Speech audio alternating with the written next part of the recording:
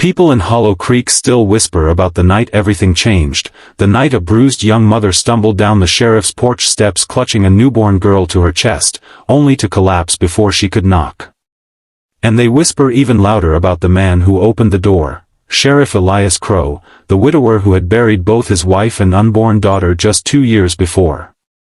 But before we get there, before the moment that tied their fates forever, listen closely, because by the end of this story, you'll understand why their lives twisted together that night. And if you're watching this on YouTube, don't forget to like this video and subscribe, because stories like this one deserve to be heard. Mira had known no kindness since the day she was married. Her husband, Jarrett Bain, was a man who believed sons gave a man worth and daughters brought only shame. When Myra's child turned out to be a girl, tiny, pink, blinking at the harsh lantern light, Jarrett's rage exploded. He blamed her for everything. For the pain of his worthless pride. For the daughter he never wanted. And as Mira shielded the newborn with her shaking arms, his fists landed anyway. She didn't scream. She couldn't. She only ran when she saw his hand reach for the rifle leaning against the wall. She tore into the rain, barefoot, bleeding, desperate to outrun a man who had never loved her and never would. The storm was brutal, wind slashing at her like knives, but the tiny heartbeat resting against her chest gave her strength. She didn't know where she was going. She only knew who she couldn't go back to. By dawn, her body was failing. Her vision blurred. Every breath scraped her ribs raw. She saw the sheriff's cabin only because the first ray of morning lit its roof like an answered prayer. She climbed the steps, intending to beg for help with whatever voice she had left. But her knees buckled, and she fell forward, landing limp beside the door. The door opened before she hit the ground fully. Sheriff Elias Crowe froze where he stood, boots halfway through the doorway, staring at the nearly unconscious woman. Her hair was drenched, her face swollen, and her lip was split. But what stopped him cold wasn't her injuries, it was the infant in her arms, crying softly, wrapped in a torn cloth. For one impossible moment, Elias felt as if the universe had returned something it once took from him. He knelt beside Mira, his voice gentle. "You're safe. I've got you. No one's hurting you or that baby again." She didn't trust him, not yet, but she let him carry her inside. She let him take the baby too, not because she wanted to, but because she couldn't keep her trembling fingers closed. Elias worked quietly. Carefully. He cleaned her wounds, made her drink warm water, placed the baby in a blanket woven by his late wife. When she woke hours later, the first thing she saw was the sheriff rocking her newborn beside the fireplace. He looked strangely peaceful for a man who carried a permanent grief behind his eyes. "You're awake," he said softly. "What's her name?" Mira swallowed, her throat tight. "Lena."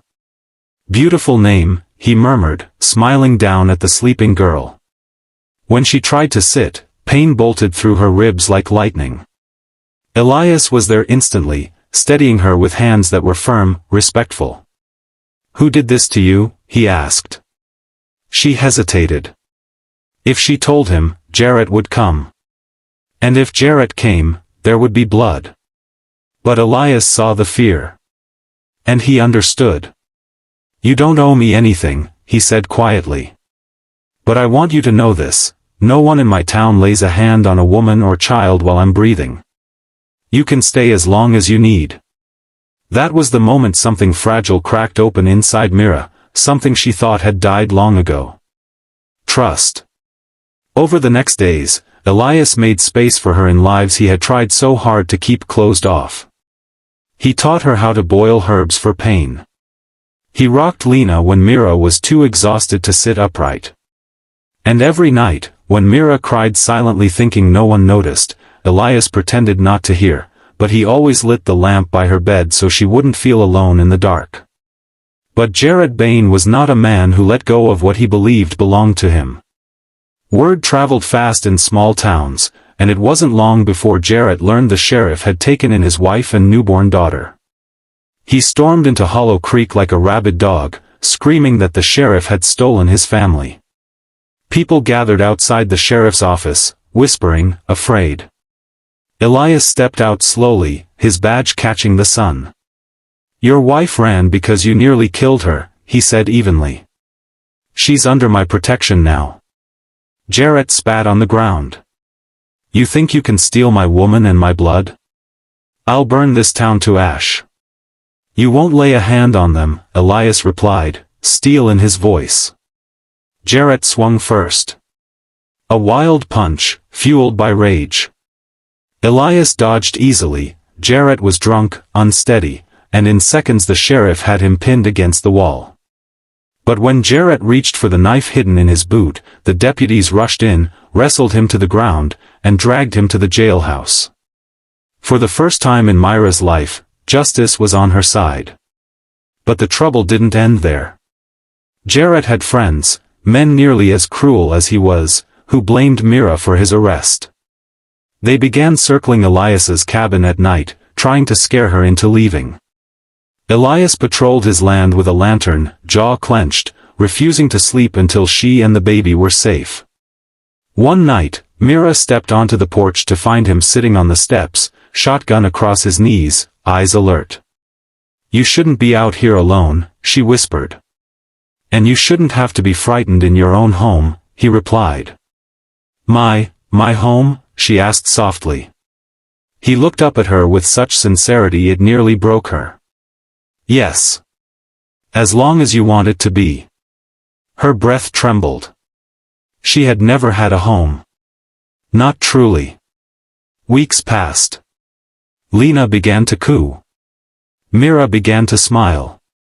And Elias, the man who thought his heart had died with his wife, realized he was healing through the simple rhythm of their presence, the sound of Myra humming in the kitchen, the way Lena's tiny fingers clutched his thumb, the warmth returning to a cabin that had felt cold for far too long. But love, real love, doesn't grow without pain.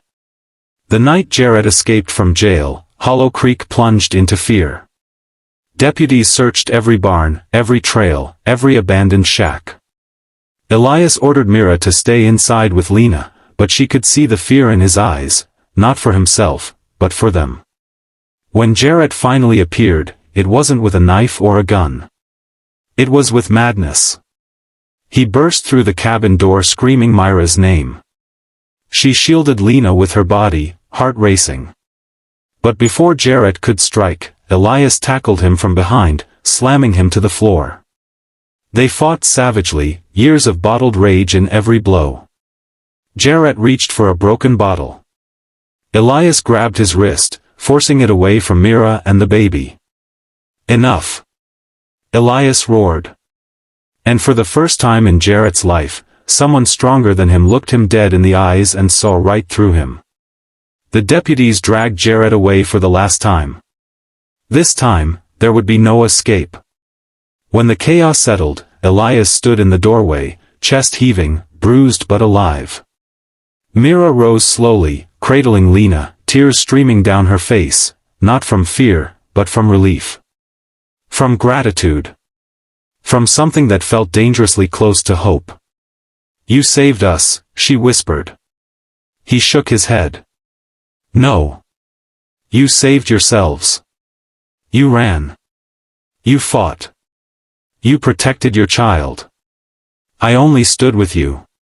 She stepped closer, the firelight flickering over her tired but determined face. "No one's ever stood with me before." Elias swallowed hard. For a long moment, they just stood there, breathing the same warm air, held in the same unspoken truth. Then Lena let out a tiny squeak, and Elias laughed, a sound he hadn't heard from himself in years. Time passed. Seasons changed. Myra stayed. Not because she had nowhere to go, but because she finally felt wanted. Lena grew into a bright, curious toddler who followed Elias everywhere, calling him "da," a word that brought tears to his eyes every time. And one quiet evening, as the sun dipped behind the mountains and painted their porch gold, Myra touched Elias's arm. "You gave us a life," she said. If you'll have us, I want to build one with you.